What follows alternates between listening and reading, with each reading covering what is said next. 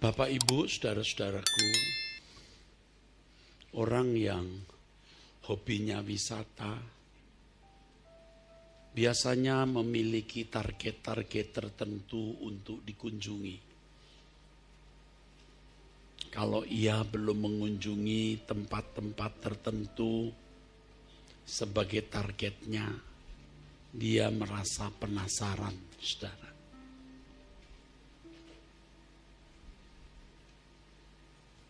Kalau orang hobinya misalnya handbag, tas tangan,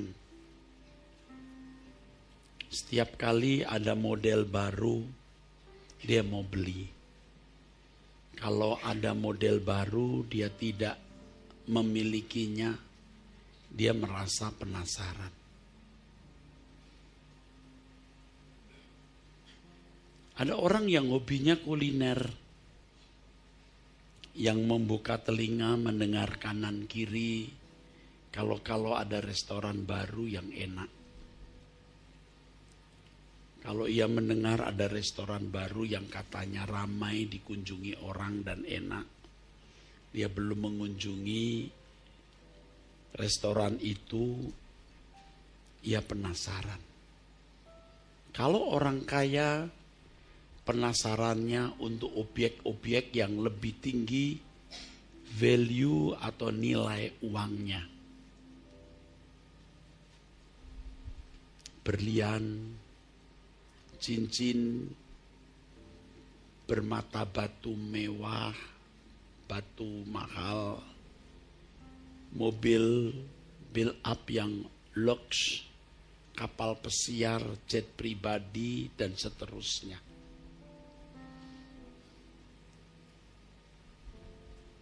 Apa yang membuat saudara penasaran? Ada yang belum memiliki rumah pribadi,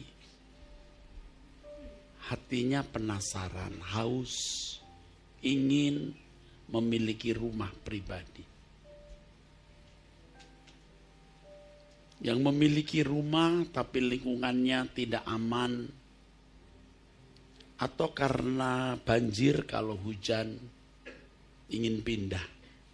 Rasanya belum tenang kalau belum punya rumah.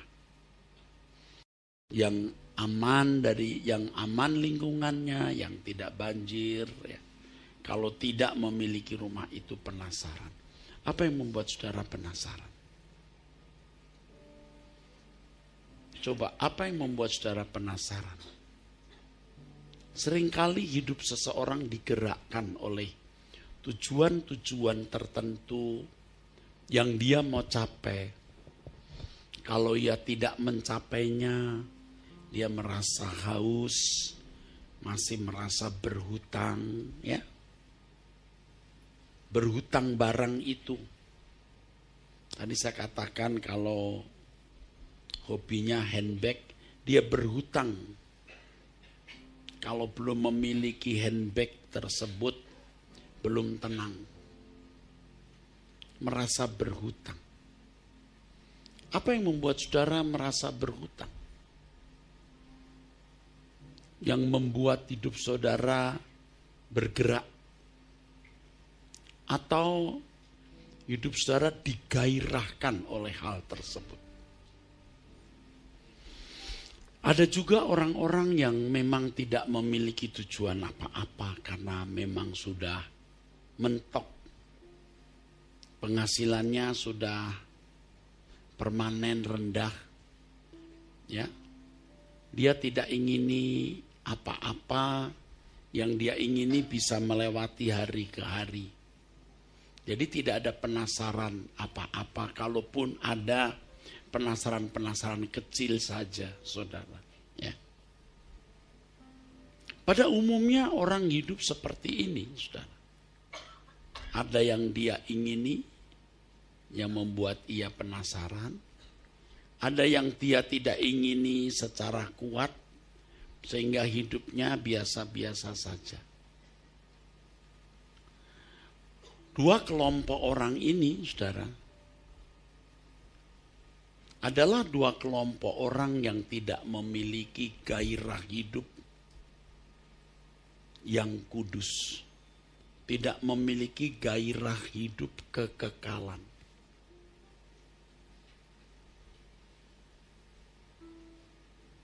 Banyak orang Kristen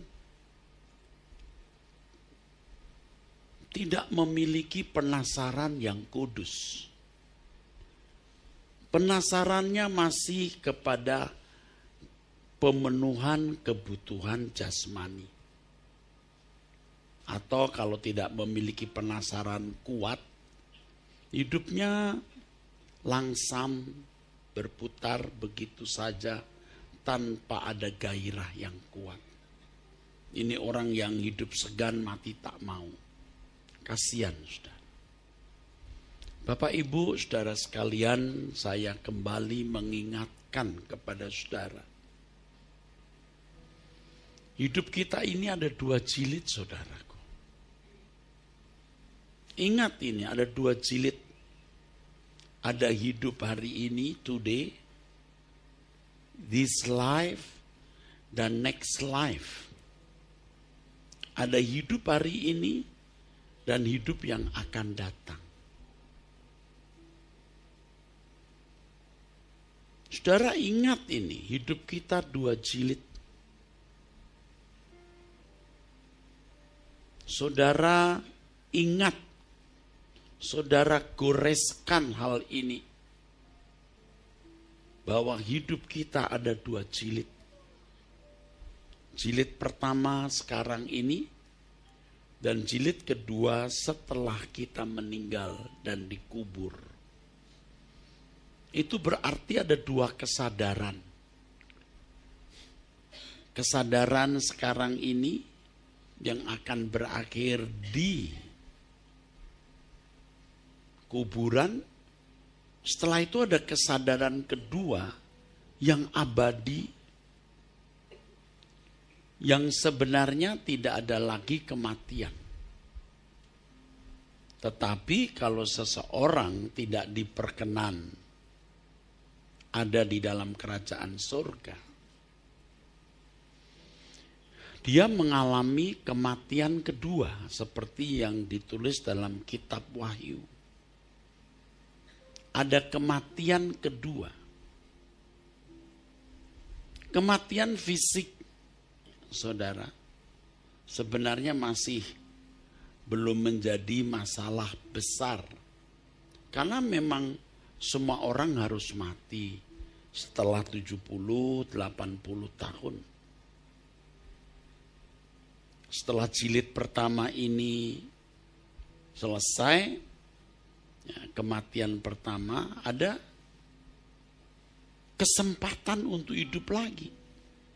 Nah, kalau orang hidup tidak sesuai kehendak Allah, dia akan masuk ke dalam atau dibuang ke dalam kematian yang kedua. Wahyu 20 ayat 14, lalu maut dan kerajaan maut itu dilemparkanlah ke dalam lautan api. Itulah kematian yang kedua, lautan api. Dan setiap orang yang tidak ditemukan namanya tertulis di dalam kitab kehidupan itu, ia dilemparkan ke dalam lautan api itu. Rata-rata orang tidak peduli apakah namanya tertulis di dalam kitab kehidupan atau tidak. Oleh sebab itu penasarannya adalah penasaran untuk hal-hal dunia, hal-hal fana. Atau tidak memiliki penasaran apapun, jadi hidupnya seperti itu. Hidup segan mati tak mau itu, tidak ada gairah. Ia tidak memikirkan realitas atau kenyataan adanya kehidupan yang akan datang atau kehidupan di jilid kedua nanti, saudara. Hari ini saya mengajak saudara untuk mempertanyakan apakah nama saudara sudah tertulis di kitab kehidupan. Dan saudara harus serius penasaran. Dan serius mempertanyakan ke Tuhan, apakah nama kita tertulis di kitab kehidupan. Dan setiap orang yang tidak ditemukan namanya tertulis di dalam kitab kehidupan itu, ia dilemparkan ke dalam lautan api. Puji Tuhan, saudara-saudaraku yang hadir pada kesempatan ini, yang onsite di GSKI Rehoboth, Jalan Gajah Mada ini, dan yang mengikuti melalui live streaming GSKI Rehoboth, bersyukur saudara diingatkan adanya kehidupan jilid kedua. Tetapi saya ingatkan juga, kalau saudara tidak menghargai firman ini, saudara pulang ke rumah juga semua lenyap dari pikiran saudara. Lupa lagi. Karena banyak hal yang menarik, banyak pesona dalam hidup ini, dan banyak hal yang menumpuk pikiran saudara atau mendistrak pikiran saudara. Karenanya yang satu ini harus saudara ingat, saudaraku. Jangan ada seorang pun di antara saudara yang binasa. Ini urusan saudara pribadi dengan Tuhan, bukan urusan dengan saya. Saya hanya mengingatkan, memberitahu bahwa kalau ada orang yang tidak ditemukan namanya tertulis di kitab kehidupan itu, ia dilemparkan ke dalam lautan api. Jangan lagi penasaran untuk masalah apapun, kecuali masalah ini, saudara. Ya, jangan saudara penasaran untuk apapun, sebab semua kebutuhan pemenuhan jasmani kita itu relatif. Saudara bisa punya tas yang harga 500 juta, ya, handbag ya, handbag wanita itu mahal-mahal ya, yang mewah. Tapi ada handbag tas wanita yang harganya 100 ribu, 150 ribu, dan itu tidak membuat saudara sakit perut atau kuping saudara hilang atau jadi pendek umur. Begitu. Ya, relatif. Saudara mau potong rambut pendek atau rambut panjang itu tidak pengaruh apa-apa. Anda beli baju kelas mall mewah, butik mahal, atau di kaki lima, juga relatif. Saudara makan 2 piring, 1 piring hidup juga saudara. Tapi yang kebanyakan lebih dulu mati biasanya. Saudara makan enak, nggak makan enak, mati juga. Yang lebih dulu mati, yang makan enak. Saudara olahraga, saudara tidak olahraga, mati juga. Yang olahraga mati belakangan. Tadi saya olahraga sebelum kemari. Ya. Tapi saya mati juga sih. Hanya lebih belakangan dari Bapak Ibu yang tidak mau olahraga. Ya. Tidak mau olahraga tapi infus terus ya. Ini. Tapi relatif, saudara mau beli ranjang yang harganya puluhan juta, atau hanya pakai papan lalu kasur yang kalau ditiduri bisa melesak itu, hidup juga. Relatif, saudara. Yang membuat itu menjadi tidak relatif, itu kebodohan. Memutlakkan. Memutlakkan apa yang tidak mutlak.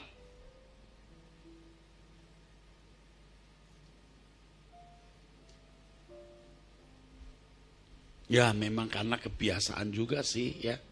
Biasa makan nasi misalnya. Ketika keluar negeri lalu di sana jarang nasi, adanya roti. Wah rasanya belum makan kalau belum makan nasi. Tapi kalau kita biasakan bisa juga. Jadi relatif kok saudara. Iya. Ada anak-anak muda yang kalau pakai baju tertentu merek apa, oh enggak mau. Mamanya belikan merek ini atau modelnya dia nggak cocok, oh enggak mau. Tapi ada anak-anak muda yang baju mamanya dipakai, nggak peduli dia. Temennya bilang, lu kok pakai baju kayak emak-emak? Emang emak gua nih. Ini memang baju emak gua. Pantesan. Lu mau pakai baju emak-emak? Nggak apa-apa. Dan the power of emak. Ada kuasa emak, ya gitu saudaraku. Iya. Nggak masalah. Semua relatif. Semua relatif. Katakan. Yang keras. Semua relatif. Lebih keras. Semua relatif. Kekekalan mutlak. Kekekalan yang mutlak, saudara. Tapi kita melihat manusia telah dibodohi oleh kuasa gelap. Kebutuhan-kebutuhan jasmani dibuat mutlak. Kalau tidak naik mobil sedan, tidak mau. Kalau tidak naik mobil pribadi, nggak mau. Tidak mau naik kendaraan umum.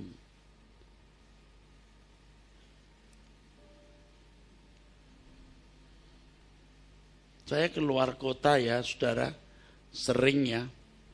Lalu yang menjemput saya ada yang berkata begini, Pak maaf ya Pak, Bapak dijemput mobilnya begini. Wah, besok lagi jangan dijemput. Saya naik taksi. You pikir saya mesti dijemput harus mobil bagus? Saya naik taksi bisa, naik kendaraan umum bisa. Yuk kita beri tepuk tangan untuk Tuhan, yuk itu siapa itu? Oh ya itu si cucunya Pak An sekali. Bapak Ibu, saya berapa kali, baru sebulan setengah yang lalu, saya harus datang ke penghiburan. Itu macet sekali itu, Pluit saudara. Kalau kebaktian penghiburan mestinya mundur sedikit juga enggak apa-apa. Tapi karena saya tidak mau terlambat, saya turun. Anda tahu dong kalau kebaktian penghiburan baju pendetanya kan hitam, ini ada putih-putihnya. Pasti pakai jas. Saya turun. Pertama mobil saya ada di jalur kedua dari pinggir. Saya berkata kepada yang bawa mobil, tolong minggir. Di pinggir. Nah, waktu saya pinggir, saya mencoba menghentikan motor. Siapapun motor, asal dia tidak memboncengkan orang. Saya bilang, tolong dibawa, nanti saya kasih uang. Bukan orang yang sudah boncengin, saya ikut mau diboncengin. Loh badan saya sebesar ini ya enggak cukup. Kalau sudah nggak ada yang bonceng, baru saya berhentikan. Orang selalu mau. Apalagi kalau lihat saya punya tampang ya, kayak anggota DPR kan. Ya anggota legislatif kerajaan surga kan maksudnya. Jadi kaget gitu. Naik, apalagi lihat saya naik turun dari mobil gitu. Wah, ini orang penting ini gitu. Anggota DPR mana? Anggota DPR langit baru, bumi baru. Udah saya naik motor saya saudara. Udah ditelepon sampai di mana Pak? Di mana-mana. Begitu saya mau sampai tempat rumah duka, saya berhenti agak jauhan dikit. Saya nggak mau mereka lihat saya naik motor, jadi nanti puhoise kan. Jadi nggak enak, aduh gua nyusahin pendeta. Padahal naik motor tuh nggak susah, saudaraku. Kecuali naik sepeda sendiri. Dengan badan segede ini, waduh, sudah nggak bisa naik sepeda nih. Udah, saya turun. Bisa relatif. Maaf Pak, kami jemput pakai mobil begini. Oh, lain waktu enggak usah. Ya, enggak usah merepotkan. Saya bisa naik mobil apa saja. Dia pikir harus mobil mewah. Dia tidak tahu gembala senior Rehoboth. Preman. Preman, pre itu free, man itu manusia. Manusia bebas. Pak, maaf di sini enggak ada restoran enak ya Pak. Adanya begini. Wah, oke, enggak masalah. Pak, di sini nggak ada hotel bagus Pak, adanya hotel begini. Losmen, ada semut. Kadang-kadang ya enggak, ini kurang bersih lah ya. Apalagi kalau mandinya kadang-kadang bukan pakai shower, diciduk itu. Nah kita nggak tahu ini airnya dari mana ya kan. Tapi ya happy saja. Kita harus punya apa namanya, fleksibilitas, toleransi yang tinggi. Dunia itu tidak mutlak, relatif, harus punya toleransi. Amin. Amin, saudara. Harus punya toleransi.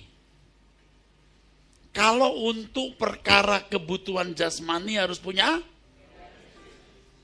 tapi kekekalan tidak ada toleransi. Mutlak.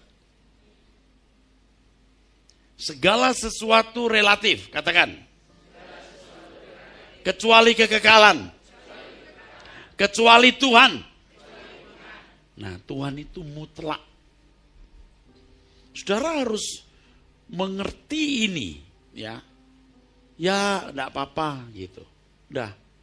Saudara kalau misalnya tidak diharapkan ya, motor hilang, ya sudah, ada asuransi. Ternyata asuransinya habis, ya udah, kita kredit lagi.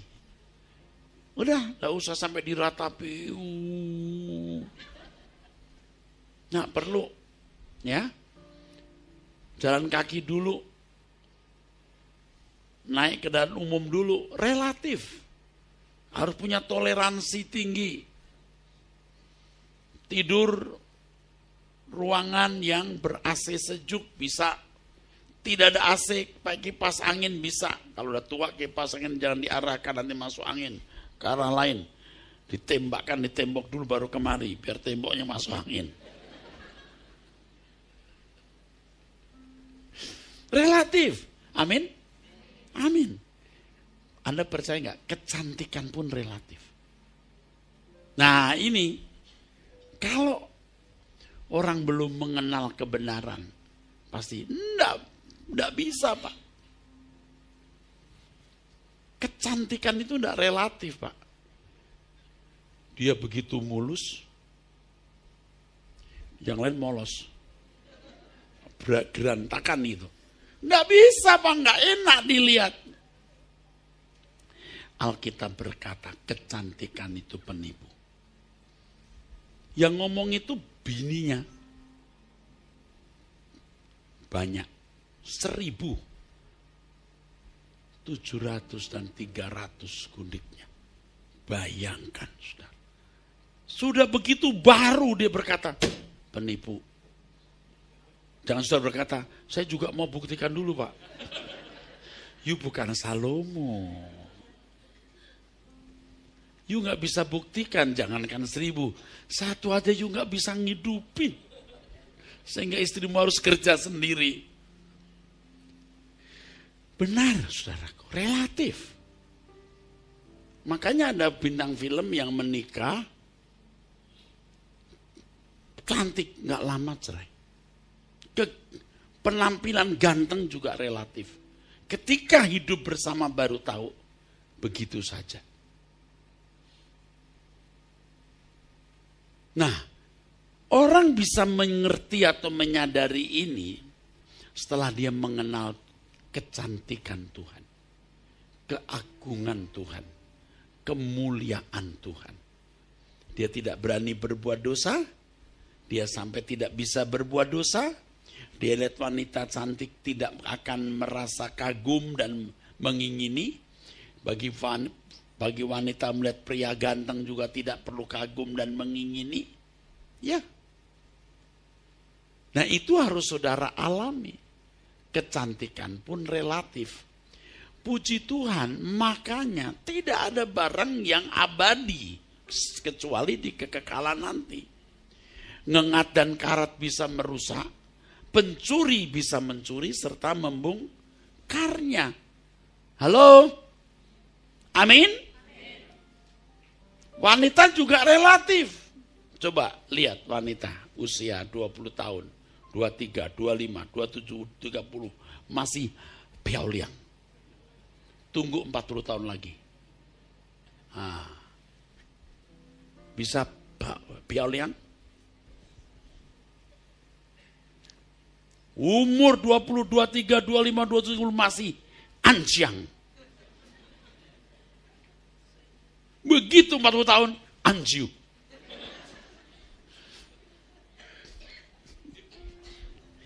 Ada yang salah yang saya ngomong? Iya. Masih muda, minyak wangi, baunya wangi.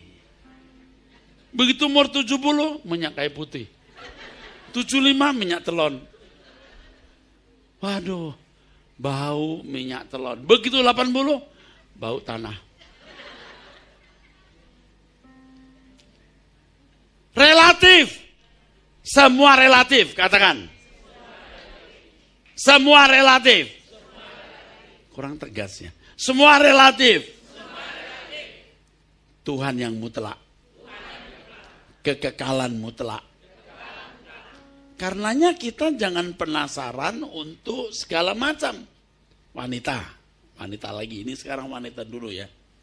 Karena masalahnya di wanita ini. Dia tuh penasaran dengan hidungnya. Padahal hidungnya ini nggak ada duanya di jagat raya. Dia diciptakan oleh Tuhan lewat papa dan mama. Kalau papa mamanya hidungnya ya di sini ada bergelombang seperti orang Yahudi gitu, anaknya juga bergelombang. Itu ndak bisa dicipta dengan sendiri. Itu dari sononya. Itu modalnya. Aslinya. Tapi banyak wanita nggak puas. Kenapa hidungku begini? Penasaran. Setiap kali lihat cermin, kenapa begini? Setiap kali lihat cermin, kenapa begini? Dipencet-pencet. Jangan menggunung begini. Kalau pesek dia cabutin terus setiap hari. Penasaran. Lalu dengar teman, lalu ketemu teman. Teman yang senasib sama dia katanya, padahal itu bukan nasib, yang pesek juga. Begitu ketemu tiba-tiba, loh temannya hidungnya sekarang maju 1,5 senti. Ling, kenapa lu punya hidung bisa begini?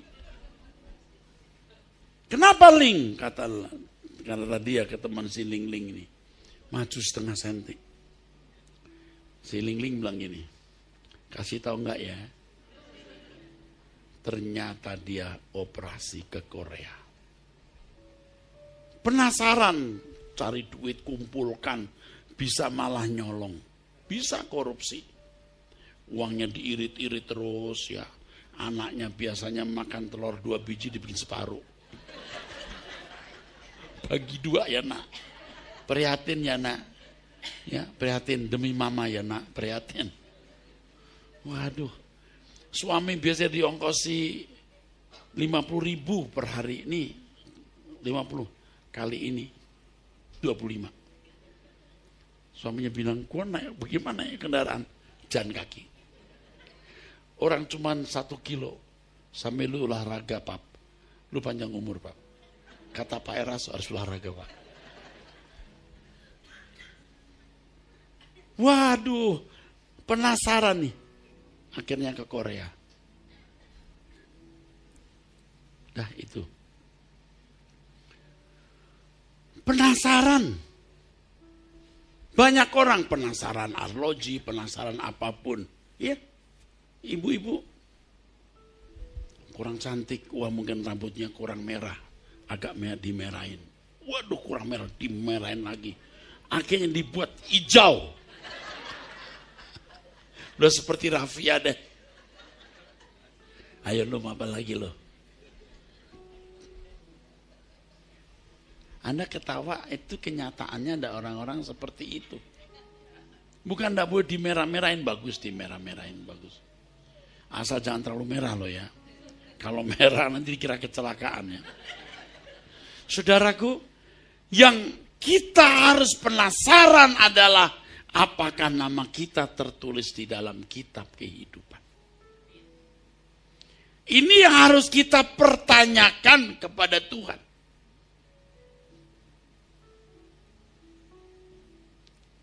Kalau kita tidak memperkarakan hal ini, saudara, wah bahaya. Yang lain itu relatif. Tetapi kalau mengenai kitab kehidupan, itu mutlak. Di Wahyu pasal 3 ayat 5, firman Tuhan mengatakan begini. Barang siapa menang, ia akan dikenakan pakaian putih yang demikian.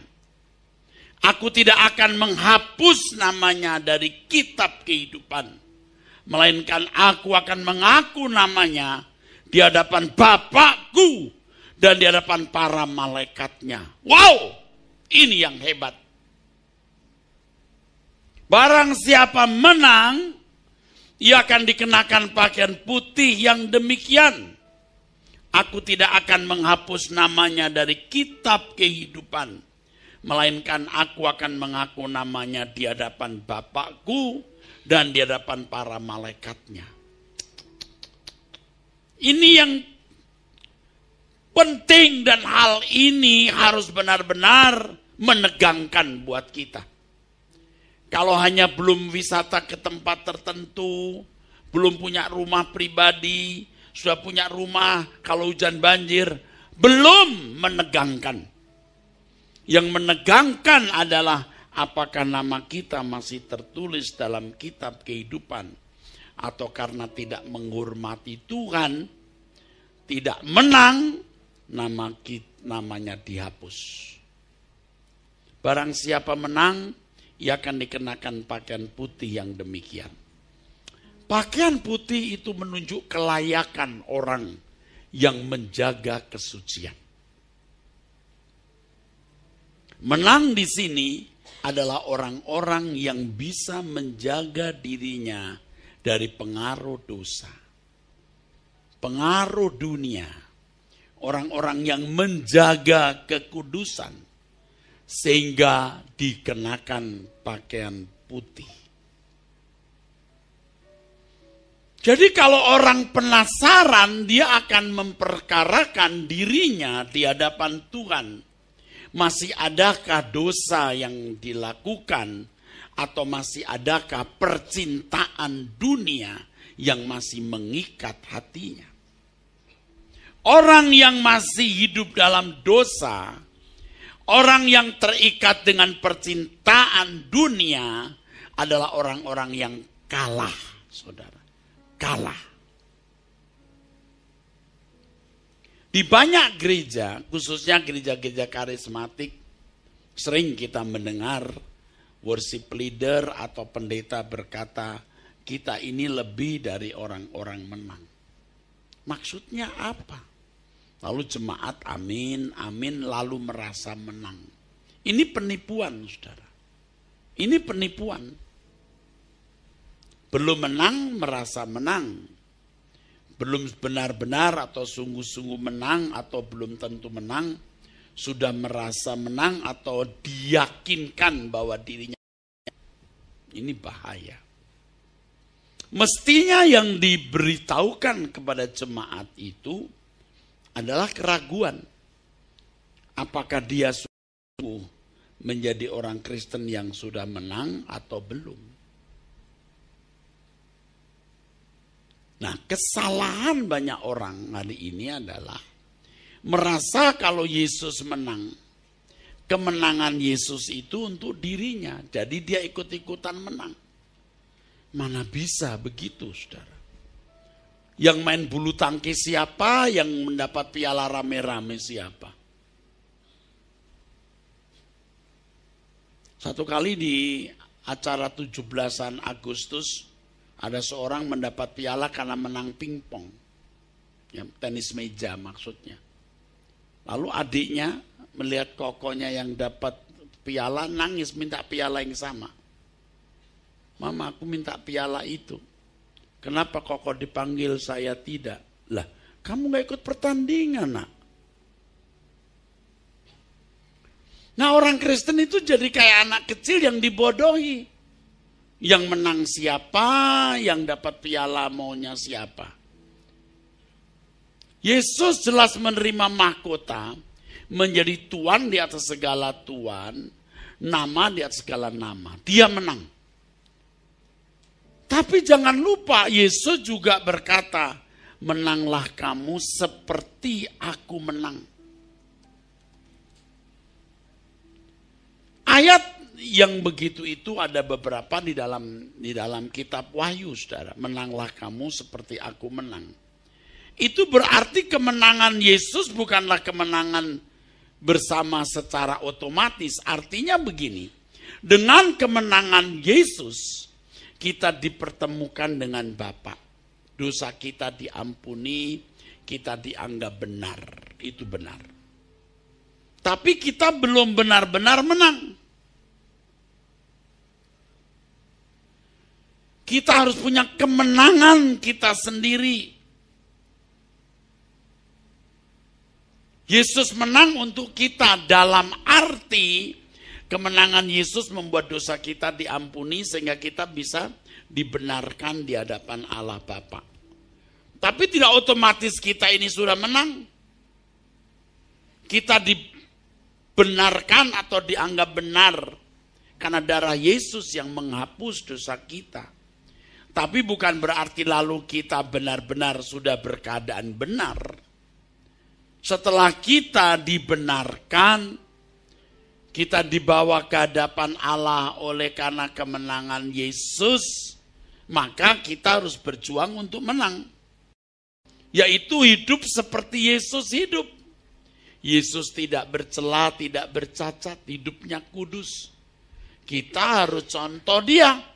Kalau kita bisa hidup seperti dia hidup, baru menang. Kita beri tepuk tangan. Barang siapa menang, ia akan dikenakan pakaian putih yang demikian. Dan aku tidak akan menghapus namanya. Barang siapa menang, ia akan kujadikan soko guru di dalam bait suci Allahku. Barang siapa menang, ia akan kududukkan bersama-sama dengan aku di atas tahtaku. Sebagaimana aku pun telah menang. Jadi bukan kemenangan Yesus di sini. Kemenangan kita sendiri. Jadi Bapak Ibu Saudara sekalian, kita harus penasaran. Kita termasuk orang menang atau tidak hari ini. Mengalahkan kedagingan kita. Mengalahkan kedagingan kita. Niat-niat jahat, niat-niat kotor, ya pikiran-pikiran kotor di dalam diri kita ini. Semalam saya masih berpikir terus sampai tadi pagi. Jemaat bersedia tidak ya? Tidak nonton yang tidak perlu ditonton. Di gadget kita itu merusak. Begitu kita lihat sesuatu seperti arus listrik yang nyetrum di kepala kita. Kalau saya nyetrum di kepala kita lalu menyetrum di daging kita. Nah, misalnya Anda lihat sesuatu yang jorok. Itu nyetrum di kepalamu lalu akan menggerakkan dagingmu. Halo? Amin? Jangan lihat yang tidak perlu. Yang najis tidak boleh. Apalagi hamba-hamba Tuhan harus bersih pikirannya. Harus berusaha, berjuang. Saya duduk di pesawat 7 jam. Di depan saya ada TV. Nonton film apa aja ada di situ. Ada yang di atas 17 tahun, 13 tahun begitu misalnya. Atau yang dewasa dan lain-lain. Saya tidak menyentuh. Saya hanya melihat perjalanan saya sampai di mana. Dah, itu aja saya pajang di situ. Saya tidak mau mengotori pikiran 7 jam di pesawat. 7 jam lewat 5 menit. Enggak perlu mengotori pikiran. Paling-paling saya duduk diam, saya memanggil nama Tuhan, saya berdoa. Bukan menunjukkan yang saya ini baik. Saya penasaran saudaraku. Apakah hidupku sudah berkenan di hadapan Tuhan atau belum? Saya termasuk menang atau belum? Sebab kalau tidak, firman Tuhan berkata, menghapus. Yang menang yang tidak akan dihapus. Pertanyaan saya kepada saudara, saudara sudah menang belum?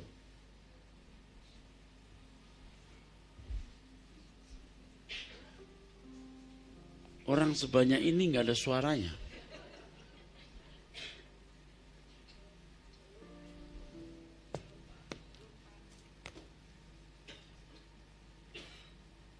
Ya kan? Tuhan suruh saya bicara mengenai hal ini.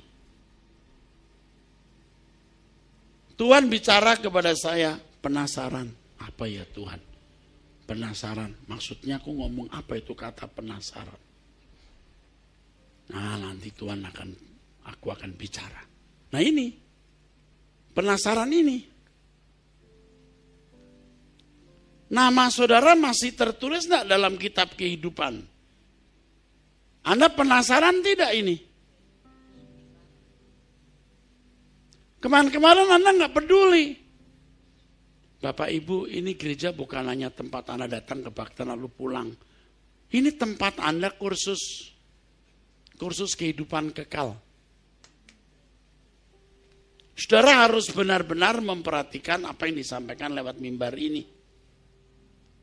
Saudara harus sungguh-sungguh penasaran. Namamu masih tertulis tidak? Ya mudah-mudahan lah Pak. Kalau saudara mau pergi ke satu tempat, restoran kesukaan saudara, ya mudah-mudahan buka. Kalau tutup, banyak restoran. Nah mudah-mudahan diterima di tempat kerja ini. Mudah-mudahan. Ditolak. Masih ada tempat kerjaan lain. Kalau Anda ditolak di surga, mau kemana? Jadi tidak boleh spekulasi, tidak boleh untung-untungan. Jangan sembarangan di sini, saudara.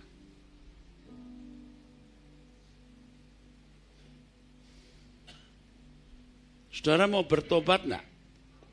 Hari ini kita minta ampun atas semua dosa-dosa kesalahan saudara. Dosa-dosamu yang membuat namamu terhapus. Jangan saudara mendengar ajaran sekali kita sudah selamat, sampai kapanpun selamat. Enggak ada itu ayatnya. Enggak ada ayatnya. Tapi ada ayatnya Pak Allah menentukan. Yang ditentukan itu kelompoknya. Enggak semua orang jadi Kristen. Yang dipilih ini kelompoknya. Dan yang ditentukan itu standarnya. Standarnya harus jadi anak Allah yang kudus. Jangan dikacaukan. Ini dipilih juga ditentukan. Enggak, yang dipilih kelompoknya tidak semua orang jadi Kristen. Yang ditentukan itu standarnya. Kasihan anak-anak muda yang masih baru belajar mengenali hidup. Anggap ringan. Anggap ringan. Apa itu kekekalan? Begitu kamu mati, kamu lihat kekekalan, baru kamu meratap. Jangan begitu. Ikuti Om Eras. Yang Om Eras sampaikan itu dari Alkitab. Amin.